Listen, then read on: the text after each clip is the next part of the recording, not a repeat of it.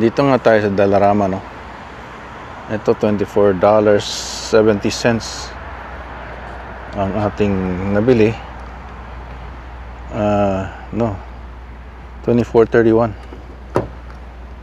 Mga essentials pangluto.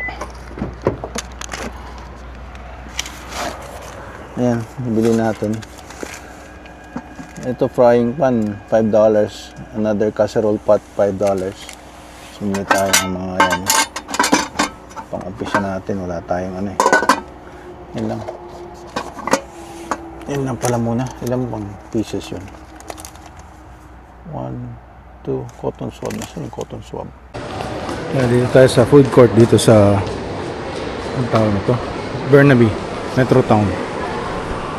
Ayun, dito tayo sa men's washroom. Tingnan rin tayo dito ng kakainan. Dito.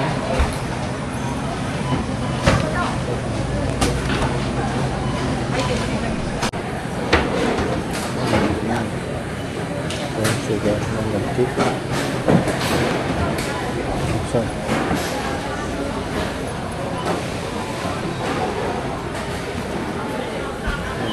chili oil. Ang sarap yun. $5.99. Kaya, chicken masa. At pala dito na ako kumain, no? Barbecue, takot kang mga chicken. Nag-burger tayo. Dim sum din dun, no? Steam bun. Axe. Kaya tayo dito. English.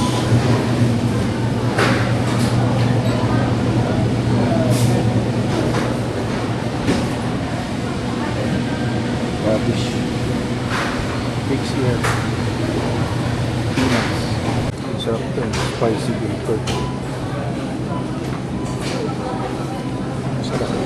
Ito $5.99 lang. Ulam natin mamaya. Ito na lang. Pig's ear. Sarap.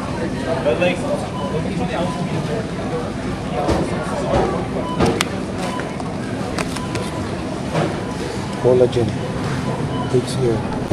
Murang din yung chicken leg. $6.41 lang.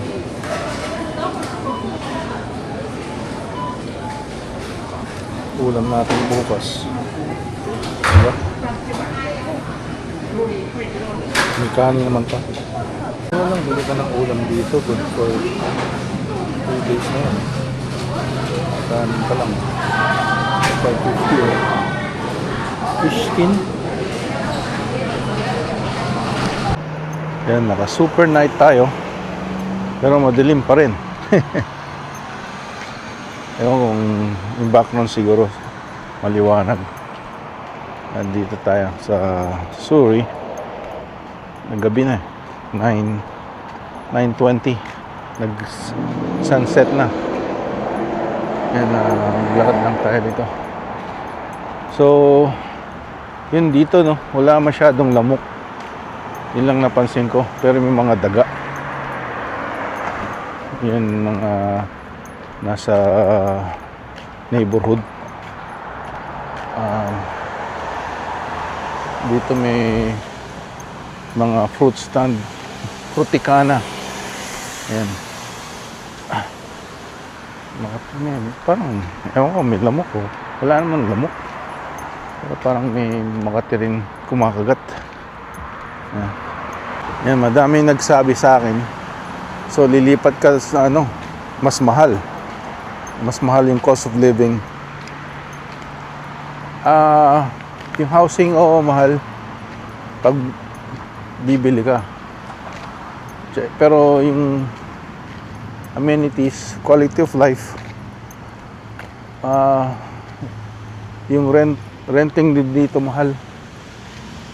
Pero kagaya ngayon, bili ako sa TNT, yung Chinese grocery yan, ng mga lutong food na. Wala doon sa sa Prince George yung ganun. yung pwede mo nang iulam ng tonight tsaka for tomorrow. Ano lang, $6.99 o dalawang $6.99. So magkano ang burger ngayon sa McDonald's na lang? Mahina na yung $15 sa DQ. Yan, pag nag KFC ka, mahal. Ang 10-piece meal halos $50 na rin, $45. Yan, unless na kailangan mag-download ng KFC coupon. Yan, so it's relative, no? Hindi mo i-generalize na mahal talaga yan. Oo, mahal. Yun yung mga nasalubong natin, mga turban. Pag mga puti, mag-hello yan. Titignan ko yung mga iba, alam nila Pinoy ito, hindi puti ito. Hindi yan mamamansin unless na ikaw yung magsabi. Yung pangalawang Indian na nasalubong ko, nag-hello ako, nagkaway na lang siya. Napilitan, pero siguro kung hindi ako nag-hello, hindi rin siya kakaway. Yan, yung mga napansin ko pag naglalakad ako dito. Pag yung mga matandang puti, hello, ganyan sila, hello na rin ako. Yan, dito tayo. So I guess relative yun sa ano mo, sa pananaw mo, kung yung ano yun mo lahat. Yung advantage dito is meron kang ano rito, tawag nito, meron kang choices. Yan ang maganda rito. Maganda, may maraming choices na pagbilhan. Lalo na kung yung ethnic food ang hinahanap mo. Yun. Pho, Vietnamese. Yan, kung Mexican, meron. Meron din naman doon, kaso konti lang ang choice.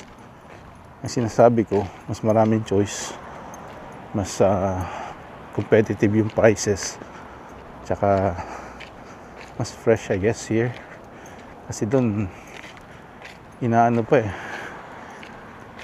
tina-travel pa or siniship pa or din-deliver pa from here.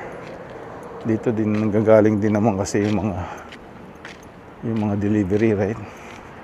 Sa port, kung galing sa ibang bansa, dito sa Port of Vancouver. Yan, kaya okay lang din na dito, kahit yung gas nga lang, yun parang 20 cents more here. 183 doon sa Prince George, 203 dito. Pero it goes up and down. Na 193 nakita ko, 199. Pero $2 na yung generally ang gas dito. So thinking of going hybrid or electric plug-in hybrid. Yan, para may choices. Magbayad nga lang ng mas mahal. Yan. Hanggang dito na lang. At susunod, update ko kayo. Don't forget to like and subscribe. Thank you.